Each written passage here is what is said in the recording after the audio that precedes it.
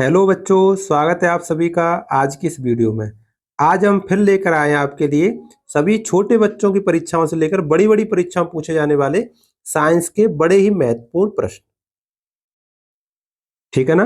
तो वीडियो बहुत खास रहने वाली है, तो वीडियो को लाइक कीजिए और चैनल पर अगर आप नए हैं तो चैनल को सब्सक्राइब कीजिए, बेल आइकन को प्रेस कर लीजिए जिससे सभी वीडियो को नोटिफिकेशन आप तक पहुंच सके समय से। ठीक है, सभी वीडियो को देखा करो, 5 मिनट में 20 क्वेश्चन कराता हूं मैं।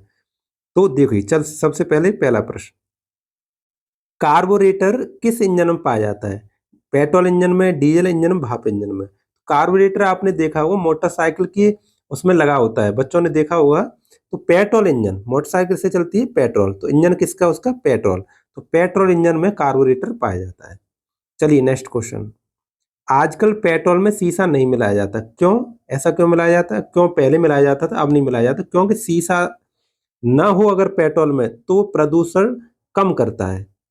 क्या होता है? प्रदूषण कम होता है। अगर शीशा होगा उसमें तो उसमें प्रदूषण ज्यादा हो। शीशा आप जानते हो, उसे लेड कहते हैं, साइंस की भाषा में क्या कहते हैं? उसे लेड कहते हैं, और इसे पीबी से डिनोट करते हैं, वही शीशा है। ठीक है, नेक्स्ट के लिए अत्यंत उपयुक्त अपारंपरिक ऊर्जा का स्रोत। अपारंपरिक यानी नवीकरणीय ऊर्जा का स्रोत। अब देखो इसमें सभी नवीकरणीय है, सौर ऊर्जा भी नवीकरणीय ऊर्जा का स्रोत है, पवन ऊर्जा, ज्वारी ऊर्जा, नाभिक ऊर्जा, ये सभी नवीकरणीय ऊर्जा के स्रोत है। लेकिन अत्यंत उपयुक्त पूछा, इसलिए इसमें ऑप्शन होगा सौर ऊर्जा। सौर ऊर्जा क्या कहते हैं? बहुत ज्यादा उपयोगी अपारंपरिक ऊर्जा स्रोत है, मतलब नवीकरण ऊर्जा के स्रोत जो कभी नष्ट नहीं हो सकते, उसको कहते हैं नवीकरण ऊर्जा के स्रोत। चलिए नेक्स्ट, बोल्ट की चूड़ी के किस भाग को क्रस्ट कहते हैं? तो बोल्ट की चूड़ी है ना, ये बोल्ट है, मान लीजिए बोल्ट है, इसमें ये ऐसे चूड़ी होती है, तो सबसे ऊपर वाली चूड़ी होती है उसको कहते हैं क्रस्ट। ठीक है, ठीक है ना? सबसे ऊपर वाली चूड़ी को क्या कहते हैं? क्रस्ट। नेक्स्ट, खाद्य ऊर्जा को हम किस इकाई में मापते हैं? जो हम भोजन करते हैं, खाद्य ऊर्जा है ना, उससे हमें ऊर्जा मिलती है, उसे हम कैलोरी में मापते हैं। किस में मापते हैं? कैलोरी में। ठीक है, नेक्स्ट, डायनामाइट बनाने में किस द्रव का प्रयोग किया जाता है? तो डायनामाइट बनाने में नाइट्रोग्लिसरीन, नाइट्रोग्लिसरीन का प्रयोग किया जाता है। मैं आपको बता दूं जानकारी के लिए, ये एसएससी, रेलवे, ठीक है ना, टीचिंग एग्जाम्स, अग्निवीर, इन सभी परीक्षाओं में पूछे जाने प्रश्नों को सम्मिलित इसमें वीडियो में किया गया है। बहुत कम समय में very very very important questions इसमें इंक्लूड किए गए हैं। चलिए नेक्स्ट देखिए, रेडियो धर्मिता की खोज किसने की? रेडियो धर्मिता की खोज हेनरी बैकरल ने की थी। ठीक है, नेक्स्ट, बहुत छोटे समय को मापने के लिए किस घड़ी का प्रयोग किया जाता है? बहुत छोटे नैनो सेकंड को, बहुत छोटे समय को मापने के लिए आणविक घड़ी आती है, उसका प्रयोग किया जाता है। वीडियो अगर आपको पसंद आ रही है, क्वेश्चन आपको पसंद आ रहे हैं, तो वीडियो को लाइक कीजिए और चैनल को हमारे को सब्सक्राइब कीजिए। नेक्स्ट, किसी प्रकार के रेल इंजन की दक्षता सर्वाधिक होती है? किस प्रकार का रेल इंजन उसकी दक्षता सबसे ज्यादा होती है? तो आप देख पा रहे हैं अब अधिकतम रेल है वो विद्युतीकरण हो चुका है। विद्युत वाली जो विद्युत मतलब लाइट वाली जो रेल है उनकी दक्षता सबसे ज्यादा होती है। चलिए, चिमटा किस प्रकार के उत्तोलक का उदाहरण? उत्तोलक 3 प्रकार के होते हैं, प्रथम प्रकार के उत्तोलक, द्वितीय प्रकार के, तृतीय प्रकार के।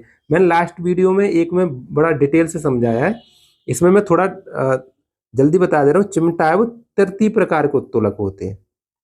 ठीक है, नेक्स्ट किसी वीडियो में फिर मैं समझा दूंगा, तृतीय प्रकार के उत्तोलक होते हैं। नेक्स्ट, एक पेड़ की शाखा पर बैठा बंदर अचानक नीचे जमीन पर गिर जाता है, यह नियम किसका उदाहरण है?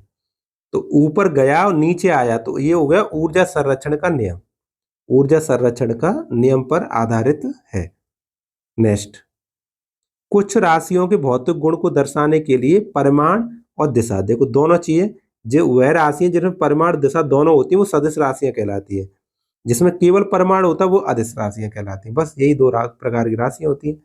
चलिए नेक्स्ट, निम्नलिखित में से किसमें परिवर्तन करके किसी पदार्थ को एक अवस्था से दूसरे में परिवर्तित किया जा सकता है? लोहे को पिघलाकर हमें दूसरे में परिवर्तित किया जा सकता है। ठीक है ना, ऐसे शीशा को पिघलाकर, गिलास को पिघलाकर दूसरे में परिवर्तित किया जा सकता है।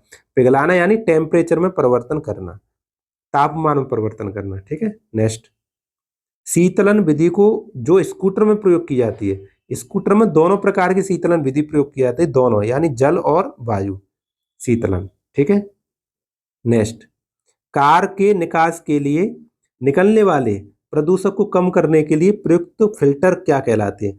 कार का जो साइलेंसर होता है उससे धुआं निकलता है, उसमें फिल्टर होता है, उसको क्या कहते हैं? उसे कहते हैं हम कैटेलाइटिक कन्वर्टर, कैटेलाइटिक कन्वर्टर। ठीक है। नेक्स्ट, किसी गर्म भट्टी से उत्सर्जित विकिरण होती है। अगर भट्टी गर्म है उससे कौन सी विकिरण निकलेंगी?